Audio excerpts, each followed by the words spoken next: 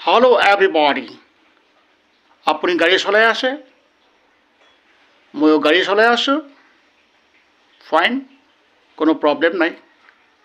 কিন্তু সকলো নহয়, কিছুমান ড্ৰাইভাৰে কি কৰে, কিছুমান ঠাই বিশেষে তেওঁলোকে ড্ৰাইভিংটো প্ৰপাৰ ইউজ নকৰে।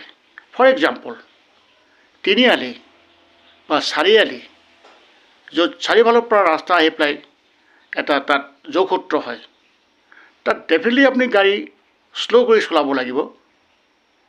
গতিকে আমাৰ কিছুমান ড্ৰাইভাৰে কোনো বাছ বিচাৰ নকৰাকৈ সেই ছেম স্পীডত আহি পেলাই সেই চকবিলাকত গাড়ী চলাই যায়। তো আনফালৰ পৰা অহা যিবিলাক গাড়ী, তেওঁৰ গাড়ীৰ মাজত হেড অন কলিশ্যন হ'ব পাৰে আৰু হয়, আৰু তেনেকুৱা ধৰণৰ ইনচিডেণ্ট বহুত ঘটনা হৈ আছে।